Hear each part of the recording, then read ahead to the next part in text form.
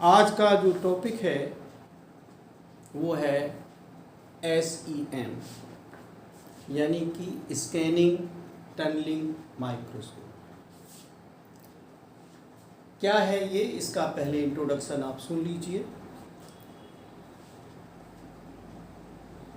STM that is scanning tunneling microscope is an instrument for imaging surfaces at atomic level। थोड़ा सा background में आप सुन लीजिए कि हम लोग एटॉमिक और मॉलिक्यूलर लेवल पे एडवांस स्टेज में कंडेंस्ड मैटर फिजिक्स में जो भी रिसर्च वर्क होती है पहुंच चुके हैं। नैनो साइज में हम मटेरियल्स को सिंथेसाइज भी कर रहे हैं।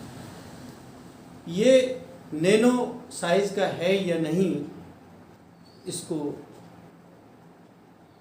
व्यू करने के लिए या जानने के लिए, एक्सपेरिमेंटली उसका पार्टिकल साइज जानने के लिए टेक्नोलॉजी जो डेवलप हो चुकी हैं, उनमें से बहुत अच्छी टेक्नोलॉजी है STM। इसका उपयोग होता है, जो सैंपल होता है, ये सैंपल है, सैंपल की सरफेस होगी। हमने यहाँ फिगर में एक सैंपल का व्यू दिखाया हुआ है। कहने को तो जब इतना फाइन होगा, अगर आँखों से अनएडेड आई से देखोगे, कोई इंस्ट्रूमेंट नहीं लगाओगे, बहुत स्मूथ चिकना दिखाई देगा। अगर हम ऑप्टिकल माइक्रोस्कोप से भी देखेंगे तो भी उसमें चिकना ही स्मूथ दिखाई देगा। लेकिन चूंकि एटम्स मॉलिक्यूल्स का समूह होता है पदार्थ, तो उसकी जो सरफेस होती है फिर भी अप्स एंड डाउन्स रहते हैं, जिगजैग रहता है, या क्रेस्ट और ट्रफ होते हैं, या पीक और वैली होती है। अब इसको हम कैसे देखें, इसके लिए SEM है। बहुत ही सरल भाषा में सुन लीजिए। STM is an instrument for imaging surfaces, surface की इमेज लेने के लिए होता है एट एटॉमिक लेवल।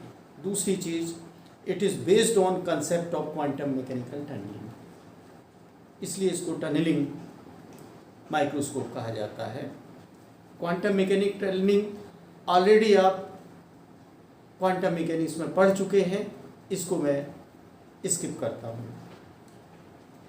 इसका रिजोल्यूशन आप जानते हैं, रिजॉल्विंग पावर क्या होती है। इसका रिजोल्यूशन के बारे में लिखा है, its resolution is considered to be 0.1 nanometre, यानी कि 1 एंगस्ट्रॉम के आसपास। लेटरल रिजोल्यूशन, लेटरल का मतलब उसकी सरफेस का, एंड 0.01 nm डेप्थ रिजोल्यूशन। आप जानते हो कि कोई भी पदार्थ होता है वो 3 डायमेंशनल होता है, XY प्लेन में होगा, Z उसकी हाइट होगी। तो जो हाइट लेवल पे है, जो डेप्थ लेवल है, उसमें रिजोल्यूशन 10 टाइम्स ज़्यादा होता है। तीसरी बात है, quantum mechanics explain the behaviour of electrons and protons. Quantum mechanics काफ़ी अच्छे से अप्लाई की जा सकती है इलेक्ट्रॉन और प्रोटॉन के बिहेवियर को जानने के लिए। तीसरी चीज़ है क्वांटम, तीसरी या जो भी नेक्स्ट चीज़ है, क्वांटम मैकेनिकल टनलिंग मीन्स कि जो करंट आएगी, जो टनलिंग करंट आएगी, occurs when electron moves through a barrier. किसी बैरियर से जब इलेक्ट्रॉन मूव करते हैं, आपने पहले पढ़ा ही होगा कि क्लासिकल मैकेनिक्स में हम ये जानते थे कि अगर ये बैरियर की हाइट है, ये बैरियर है, ये बैरियर है, अगर कोई पार्टिकल है, बैरियर की हाइट है माने एनर्जी का इतनी ऊंचा है बैरियर, और क्लासिकल मैकेनिक्स के पॉइंट ऑफ व्यू से अगर पार्टिकल की एनर्जी से इस लेवल पे है तो वो इधर पार नहीं जाएगा। ये है टनलिंग फिनोमेनन। और क्वांटम मैकेनिक्स में आप जानते हो कि जो बैरियर है, बैरियर का एक आप इस तरीके से बनाते हो, अगर यही एनर्जी लेवल है किसी पार्टिकल का, फिर भी वो यहाँ से टनल हो जाता है, इतनी प्रोबेबिलिटी है। कभी कभी तो प्रोबेबिलिटी और भी ज़्यादा बढ़ जाती है। इस तरीके से इस पोर्शन में इस हाइट तक होती है। तो अगर पार्टिकल की एनर्जी कम है बैरियर की तुलना में, फिर भी उस पर्टिकुलर रीजन से पार होके निकलता है, इसी को टनलिंग फिनोमेनन कहते हैं। तो ये इन्होंने कहा कि ये मूव करने में, उसको पार करने में सक्षम है। ये क्वांटम मैकेनिकल व्यू है, क्वांटम मैकेनिकल व्यू है, और ये क्लासिकल व्यू है। ये भी फिगर आप बना सकते हो। क्वांटम मैकेनिकल टनलिंग तो बताना ही पड़ेगा, तो ये मैंने आपको शॉर्ट में बता दिया।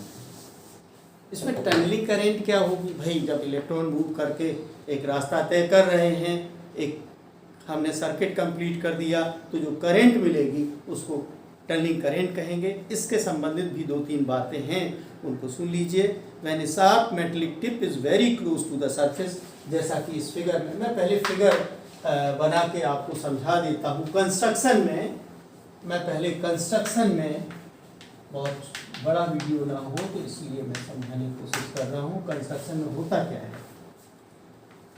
एक पीजो इलेक्ट्रिक ट्यूब होती है। ये सिलिंड्रिकल ट्यूब आपको दिखाई दे रही है इस फिगर में, हमने पहले से बना दी है, टाइम वेस्ट ना हो। एक सिलिंड्रिक पीजो इलेक्ट्रिक ट्यूब होती है, इसमें इलेक्ट्रोड्स 3 लगे हुए हैं, 1 2 3। ये जो अंदर बाहर वाले हैं ये आप देख रहे होंगे, ये पीछे वाला हमने ले लिया है। ये एक्स के लिए हम सपोज कर लेते हैं, ये वाई मोशन के लिए हो गया, ये तीसरा वाला जेड के लिए कंसीडर कर लिया। हमें 3 डायमेंशनल इमेज चाहिए। तो ये जो 3 इलेक्ट्रोड हैं पीजो इलेक्ट्रिक से, ये जाके ये distance control and scanning unit पर पहुंचते हैं, तीनों टर्मिनल्स। इसके जो अदर साइड है, जो सिलिंड्रिकल है, यहाँ पे एक टिप लगी होती है। ये टिप बहुत ही फाइन होती है। यहाँ पे जो बिल्कुल टिप है, यहाँ पे एक एटम लेवल की इसकी शार्पनेस होती है। हमने यहाँ पे इसी को इंसेट में दिखाया है, ये फिगर बना हुआ है। ये टिप है ऊपर वाली, और नीचे जो है सैंपल है, ये सैंपल की सरफेस है, सैंपल सरफेस है ये। तो ये मॉलिक्यूल्स हैं, इनके बीच का ये गैप है। ये टिप के लास्ट में ये यहाँ पे चौड़ा है, फिर उसके बाद चौड़ाई कम होती आती है, लास्ट में सिर्फ एक एटम बचता है इसकी टिप पे। एक एटम का मतलब अंगस्ट्रम साइज की, जो एटम का साइज होता है उसी साइज की टिप होती है। और ये सरफेस जो भी सैंपल की है उससे थोड़ी सी दूरी बना के, ये आप इसकी पोजीशन देख रहे हैं, वही मैंने यहाँ पे एयर गैप छोड़ रखा है। ये सैंपल है, सैंपल को हमने दिखाया हुआ है, और ये जो अप्स एंड डाउन्स हैं, पीक वैल्यूज़ हैं, जो रफनेस है, जो कि हम एटॉमिक लेवल पे व्यू करते हैं, उसको दिखाने की कोशिश करी है। इस सैंपल को और इसके बीच में वोल्टेज लगाया जाता है, ये इसमें टनलिंग वोल्टेज कहलाती है। ये हमने प्लस दिखाया, ये माइनस दिखाया, इसको ग्राउंड कर रखा। ग्राउंड का मतलब है अदर सर्किट से जोड़ने के लिए। टिप का जो ऊपरी वाला फ्लैट सरफेस होती है वो पीजो इलेक्ट्रिक, ये हमने लिखा हुआ है piezo electric tube with electrodes. ये ट्यूब है, यहाँ पे 3 इलेक्ट्रोड को दिखाया गया है। इसकी जो टिप है उसका कनेक्शन टनलिंग करंट एम्पलीफायर से होता है। ये हमने एम्पलीफायर का सिंबल बनाया हुआ है, ठीक है। और इसी एम्पलीफायर का जो दूसरा सिरा है, मैंने 2 टर्मिनल्स हमने दिखाए हैं, ये जो हमारे इलेक्ट्रोड्स आ रहे थे उस वाली यूनिट के साथ जोड़ा गया है। और इस जो स्कैनिंग यूनिट होती है, इसको हम यहाँ data processing and display unit जो होती है, जिस पे सारा कुछ सिग्नल इमेज के रूप में या ग्राफ के रूप में रिकॉर्ड होता है, वो यूनिट हमने लगा रखी है। ये इसका स्कीमेटिक वर्जन है और इस फिगर में हम सब कुछ दिखा चुके हैं। तो इसमें क्या क्या होता है इसको दिखा रहा हूँ। Piezo electric tube with electrodes, ये हो गई। उसके बाद है टनलिंग वोल्टेज, यहाँ पे वोल्टेज लगाने के लिए व्यवस्था करी है। फिर है स्कैनिंग टिप, ये टिप है, स्कैनिंग टिप है। ये किसकी बनी होती है? टंगस्टन की बनी होती है या प्लेटिनम इरिडियम की बनी होती है। और ये टनलिंग करंट एम्पलीफायर है, ये होता है। इसके अलावा distance control unit and scanning unit है ये पूरा। और उसके अलावा डाटा प्रोसेसिंग डिस्प्ले यूनिट है और ये सैंपल है। ये पूरा लेआउट हुआ इस STM का। स्कैनिंग टिप के बारे में थोड़ी सी दो बातें और देख लीजिए। It is usually made of tungsten metal और platinum iridium alloy. Tungsten metal कहलाती है और प्लेटिनम इरिडियम को मिला के जो बनता है इसको alloy. Where at the tip also called, tip को कभी कभी एपेक्स के रूप में भी बोला जाता है, टिप और apex. Where at the tip there is one atom of metal. उसके अलावा scanning tip is most important aspect, सबसे ज़्यादा इम्पॉर्टेंट एस्पेक्ट है STM का। As turning current is carried by the particular atom. जो भी करंट होती है इस टिप पर जो एटम होगा इसी से कैरी करी जाती है, बाद में ये अपना रास्ता सर्किट पूरा करते हुए मूव करती है। अब पीजो इलेक्ट्रिक स्कैनर क्या है? The tip is attached to a piezo electric tube scanner, मतलब एम्पलीफायर के थ्रू वर्किंग में क्या कहते हैं, first voltage bias is applied. इसकी वर्किंग भी बताएंगे आप, मैं बाद में आपको नोट्स दे दूंगा, अभी मेरे लिख नहीं पाए हैं। वर्किंग में यही है कि पहले वोल्टेज अप्लाई किया जाएगा टिप पे और brought up close to the sample, sample के बहुत क्लोज लाया जाएगा by coarse sample to control. Tip is moved across sample in XY plane, जो हमारा XY प्लेन है उस पर टिप यूं करके मूव कर सकती है।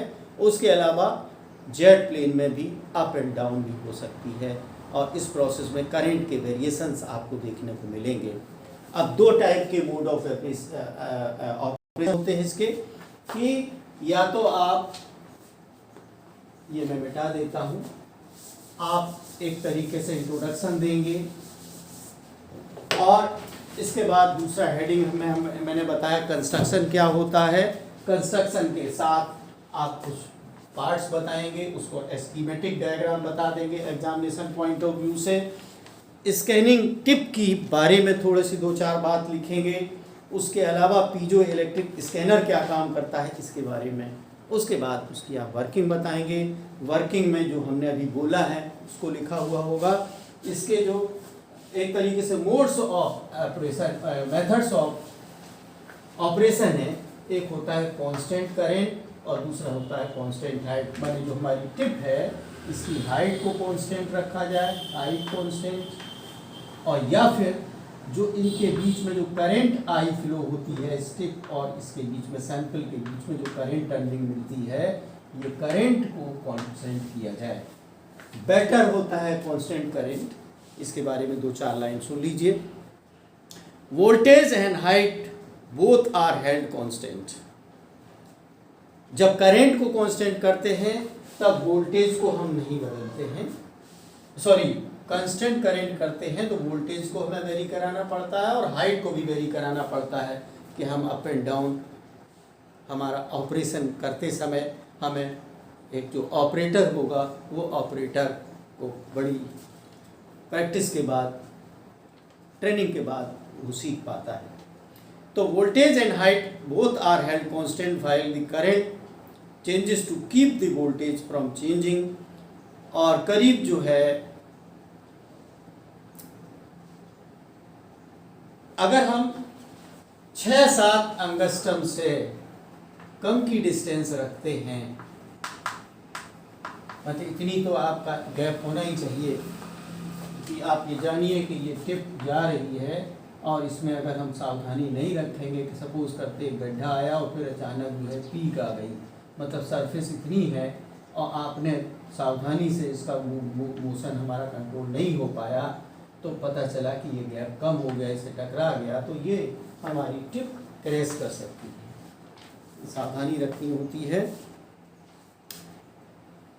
और सबसे बड़ी चीज़ ये है कि कांस्टेंट करंट एक इसकी एक्यूरेसी बहुत अच्छी है, लेकिन इसमें टाइम बहुत लगता है, क्योंकि बहुत कम इंटरवल में जो पीजो इलेक्ट्रिक इफेक्ट के आधार पर ये काम करता है, ये सब हमें करना होता है। उसके अलावा इसके वाइब्रेशन जो मेंटेन होते हैं, इसको हमें मतलब अपने आप वाइब्रेट करने लगा, इस वाइब्रेशंस को भी हमें कंट्रोल करना पड़ता है। डैम्पिंग किस किस तरीके से हम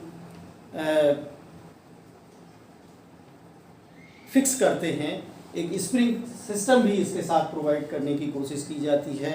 एडी करंट सिस्टम भी जो है डेवलप करने के लिए सारी टेक्नोलॉजी उसमें इन्वॉल्व होती है। न्यूमेटिक सिस्टम भी बनाने की कोशिश की जाती है। और जो हमारे सैंपल की जो एक तरीके से टॉपोग्राफी है उसको स्टडी ये करता है। अब इसके मेरिट्स क्या हैं? मेरिट्स हैं ये वर्सेटाइल है, can be use in ultra high vacuum, ये वैक्यूम में भी इसको काम इससे लिया जा सकता है।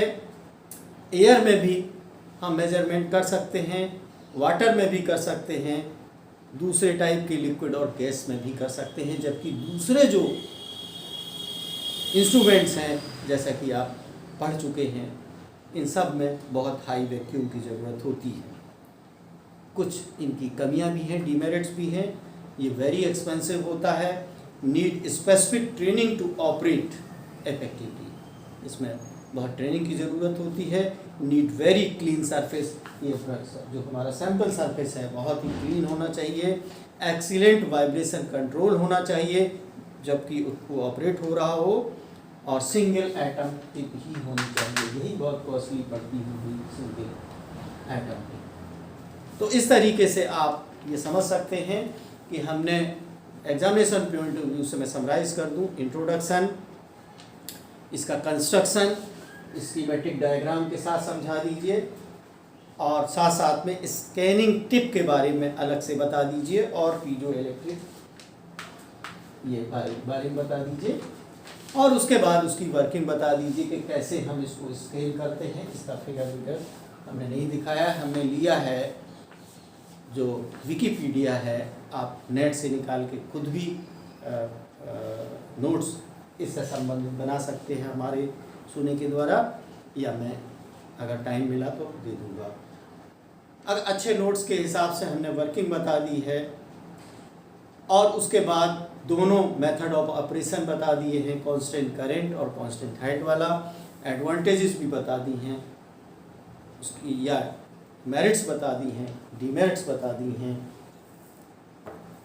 सारी चीज़ एग्जामिनेशन पॉइंट ऑफ व्यू से बता दिया है। मैं यहीं पे इस वीडियो को ख़त्म करता हूँ। हालांकि मैं आपसे कहूँगा कि आपका जो सिंसियरिटी लेवल है पुराने वीडियोस के, जो हमारा जो YouTube चैनल की जो एनालिसिस होती है उसके आधार पर हमने देखा है कि आप इतनी मेहनत से हम वीडियो लेक्चर बनाते हैं, लेकिन पता नहीं क्या बात है कि आप लोग उसको समझ नहीं पाते हैं, क्या है चक्कर, पूरा वीडियो ही नहीं देखते हैं, कैसे सीखेंगे। कोशिश करिए कि अपने आप को इम्प्रूव करें, और मैं ही वीडियो ख़त्म करता हूँ। Thank you very much.